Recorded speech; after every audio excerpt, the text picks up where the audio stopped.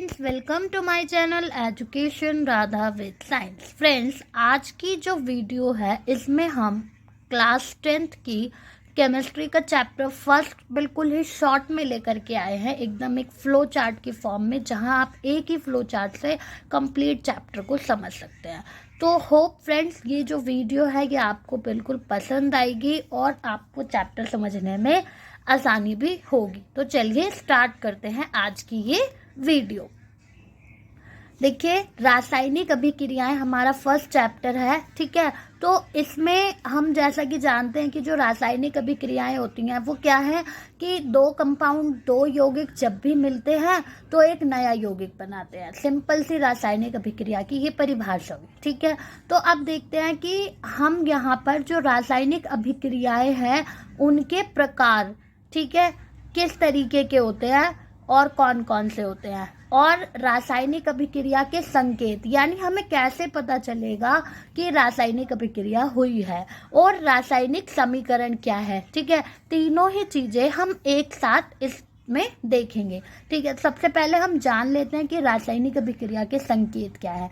पहला, रंग बदलना, गैस का निकलना। जब भी कोई रंग बदलता है किसी भी अभिक्रिया के दौरान, अगर रंग में परिवर्तन आता है तो रासायनिक अभिक्रिया है। गैस का निकलना, भौतिक अवस्था का बदल जाना, जैसे कि सॉलिड है तो उसका लिक्विड में बदल जाना और लिक्विड है तो उसका गैस में बदल जाना, ठीक है। इसी तरीके से अवक्षेप का बनना। अवक्षेप का बनने का मतलब है कि कोई प्रेसिपिटेट बन जाना, यानी अभिक्रिया के पश्चात नीचे कुछ शेष बच जाना, ठीक है।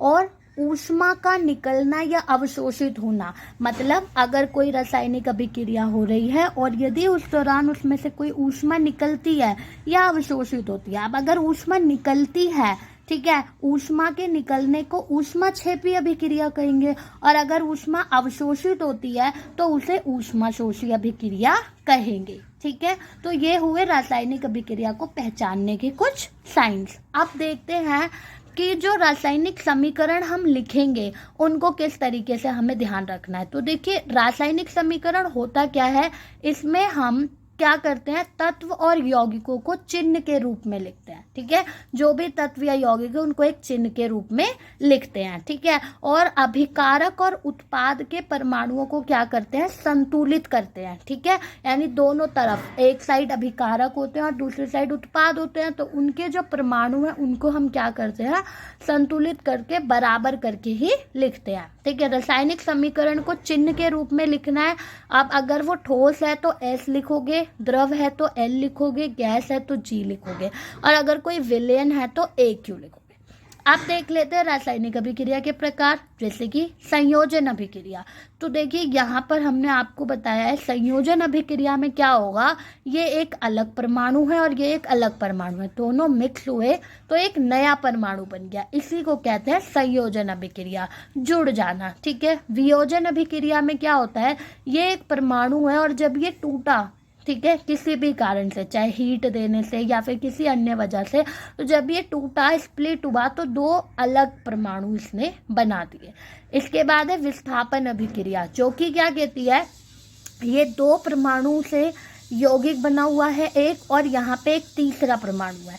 तो जब ये तीसरा परमाणु है ये ज्यादा अभिक्रियाशील है, ज्यादा पावरफुल है, तो ये क्या करेगा, इसमें से जो ये एक परमाणु है इसको निकाल के अलग कर देगा और खुद को ऐड कर देगा। ये हो गई विस्थापन अभिक्रिया, ठीक है। और उसके बाद है द्विविस्थापन अभिक्रिया। इसमें क्या है, ये दो परमाणुओं से एक यौगिक बना है और दो परमाणुओं से एक यौगिक बना है। अब इनमें से जो ज्यादा अभिक्रियाशील है वो क्या कर देगा, इस साइड वाले को निकाल के अलग कर लेगा और खुद को यहाँ जोड़ देगा, और जो इधर वाला है वो इस साइड में आके ऐड हो जाएगा। तो इस तरीके से ये जो अभिक्रिया है ये द्विविस्थापन, यानी दोनों ने आपस में आयंस बदल लिए। रेडॉक्स अभिक्रिया में ऑक्सीडेशन और रिडक्शन दोनों एक साथ होते हैं। ये ऑक्सीडेशन का जो है परमाणु है, ठीक है, ये यहाँ से निकल के दूसरे वाले इसके साथ में जाके जुड़ गया तो इसका ऑक्सीडेशन हो गया, और इसमें से क्योंकि यहाँ से ये हटा है तो इसका रिडक्शन हो गया। तो ये थी हमारी रासायनिक अभिक्रियाओं के प्रकार। यहाँ पर देखिए ये सभी की छोटी छोटी डेफिनेशन लिखी हुई है। जो भी अभी हमने अभिक्रियाओं के प्रकार पढ़े, जैसे कि संयोजन अभिक्रिया है तो दो या दो से अधिक पदार्थों का संयोजन हो जाना, जैसे कि इस अभिक्रिया में हुआ calcium oxide plus water, calcium hydroxide बन गया। ठीक है। वियोजन अभिक्रिया में एक अभिकारक का दो या दो से अधिक भागों में टूटना, जैसे, और ये भी 3 प्रकार के हुए, तापीय अपघटन, प्रकाश अपघटन और विद्युत अपघटन। तापीय अपघटन में जो भी पदार्थ है वो ऊष्मा की सहायता से टूटा। ठीक है। प्रकाश अपघटन में जो भी पदार्थ है वो प्रकाश की, सूरज की रोशनी की सहायता से टूट गया, और विद्युत अपघटन में विद्युत की सहायता से टूट गया। तो ये तीनों अपघटन और इनकी परिभाषा यहाँ पर है। ठीक है। विस्थापन अभिक्रिया की परिभाषा में वही बताया गया है कि एक परमाणु दूसरे परमाणु के द्वारा विस्थापित हो गया, तो ये विस्थापन अभिक्रिया हो गई। इसी तरीके से द्विविस्थापन अभिक्रिया है जब दो अभिकारकों के बीच में आयनों का आदान प्रदान हुआ, और रेडॉक्स अभिक्रिया में उपचयन अपचयन दोनों एक साथ हुआ।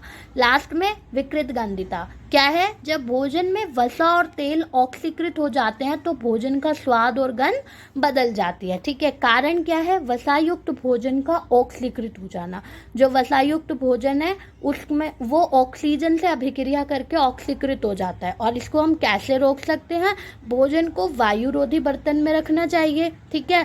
भोजन को फ्रिज में स्टोर करके रख सकते हैं, जो भी वसायुक्त भोजन है, और खाद्य पदार्थों में प्रतिऑक्सीकारक मिला सकते हैं।